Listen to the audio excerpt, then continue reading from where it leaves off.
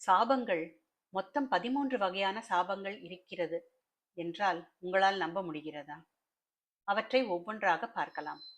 பெண் சாபம். இது எப்படி ஏற்படுகிறது என்றால், பெண்களை ஏமாற்றுவதும், சகோதரிகளை ஆதரிக்காமல் இருப்பதாலும், மனைவியை கைவிடுவதாலும் வருகிறது.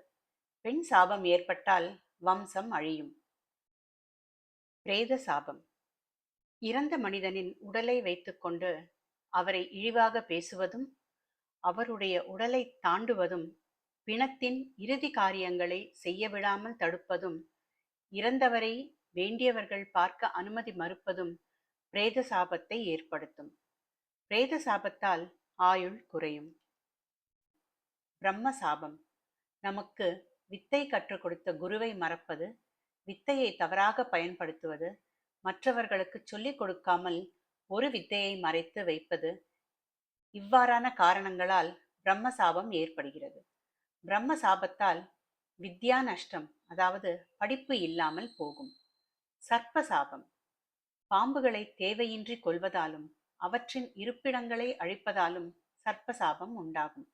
இதனால் கால சர்ப்ப தோஷமும் ஏற்பட்டு திருமணத் தடை ஏற்படும்.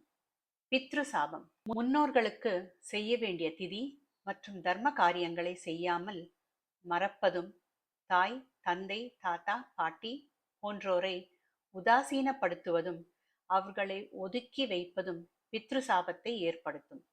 பித்ரு சாபம் பாலாரிஷ்ட சாபத்தை ஏற்படுத்தி வம்சத்தில் ஆண் குழந்தை பிறக்காமல் போவது, குழந்தைகள் இறந்து போவது போன்றவற்றை ஏற்படும். கோசாபம். பசுவை வதைப்பது, பால் மறத்த பசுவை வெட்டக் கொடுப்பது, கன்றுடன் கூடிய பசுவை பிரிப்பது, தாகத்தால் பசு தவிக்கும் போது தண்ணீர் கொடுக்காதது போன்ற காரணங்களால் கோசாபம் ஏற்படும். இதனால் குடும்பத்திலோ வம்சத்திலோ எந்தவித வளர்ச்சியும் இல்லாமல் போகும். பூமி சாபம்.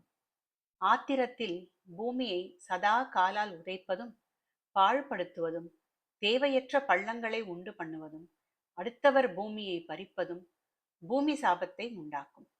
பூமி சாபம் நரக வேதனையை கொடுக்கும். கங்கா சாபம். பலர் அருந்தக்கூடிய நீரை பாழ் செய்வதாலும், ஓடும் நதியை அசுத்தம் செய்வதாலும் கங்கா சாபம் வரும். கங்கா சாபத்தால் எவ்வளவு தோண்டினாலும் நீர் கிடைக்காது. விருட்ச சாபம். பச்சை மரத்தை வெட்டுவதும், கனி கொடுக்கும் மரத்தை பட்டுப்போக செய்வதும், மரத்தை எரிப்பதும், மரங்கள் சூழ்ந்த இடத்தை வீடு கட்டும் மனையாக்குவதும் விருட்ச சாபத்தை ஏற்படுத்தும். விருட்ச சாபத்தினால் கடன் மற்றும் நோய் உண்டாகும். தேவ சாபம். தெய்வங்களின் பூஜையை பாதியில் நிறுத்துவது, தெய்வங்களை இகழ்வது போன்ற காரணங்களால் தேவ சாபம் ஏற்படும். தேவ சாபத்தால் உறவினர்கள் பிரிந்து விடுவர். ரிஷி சாபம்.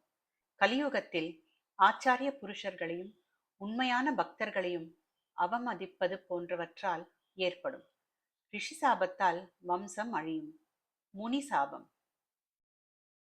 எல்லை தெய்வங்கள் மற்றும் சின்ன சின்ன தெய்வங்களுக்கு வழங்க வேண்டிய மரியாதைகளையும் பூஜையையும் மறப்பது முனி சாபத்தை ஏற்படுத்தும். முனி சாபத்தால் செய்வினை கோளாறு ஏற்படும். குலதெய்வ சாபம்.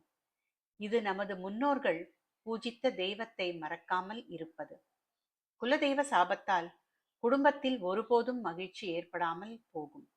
ஒருவித துக்கம் சூழ்ந்து கொள்ளும். சாபம் என்பது நல்லவர்களுக்கு வரமாக மாறும், தீயவர்களை அழிக்கும். எவ்வளவு வரங்கள் பெற்றாலும் தாங்கள் பெற்ற வரத்தின் பலத்தால் நல்லவர்களை ஒருபோதும் அழிக்க முடியாது. ஆனால் ஆற்றாமல் அழுது பதறிய நெஞ்சிலிருந்து வந்த வார்த்தை சாபமாக மாறினால் எப்பேற்பட்ட வலிமையான மனிதனையும் உரு தெரியாமல் அழுத்திவிடும்.